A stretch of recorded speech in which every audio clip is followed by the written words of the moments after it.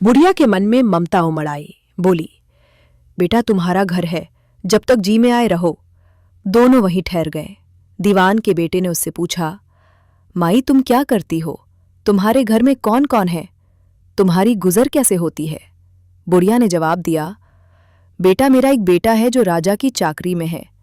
मैं राजा की बेटी पमावती की धाय थी।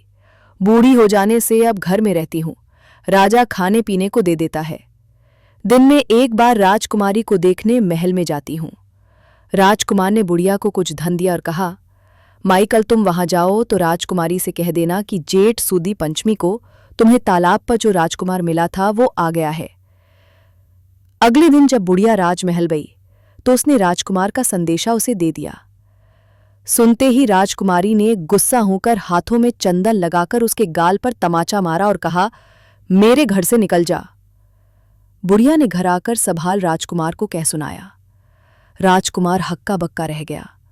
तब उसके मित्र ने कहा, राजकुमार आप घबराए नहीं, उसकी बातों को समझें। उसने देसों ऊँगलियां सफेद चंदन में मारी। इससे उसका मतलब ये है कि अभी 10 रोज चांदनी के हैं। उनके बीतने पर मैं अंधेरी रात में मिलूंगी। 10 दिन के बाद बुढ़िया ने फिर राजकुमारी को खबर दी तो इस बार उसने केसर के रंग में 3 उंगलियां डुबोकर उसके मुंह पर मारी और कहा, भाग यहां से। बुढ़िया ने आकर सारी बात सुना दी। राजकुमार शोक से व्याकुल हो गया। दीवान के लड़के ने समझाया, इसमें हैरान होने की क्या बात है? उसने कहा है कि मुझे मासिक धर्म हो रहा है, 3 दिन और ठहरो। 3 दिन बीतने पर बुढ़िया फिर वहां पहुंची। इस बार राजकुमारी ने उसे फटकार कर पश्चिम की खिड़की से बाहर निकाल दिया।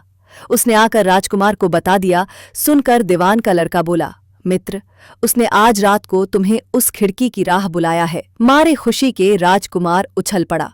समय आने पर उसने बुढ़िया की पोशाक पहनी, इत्र लगाया, हथियार बांधे।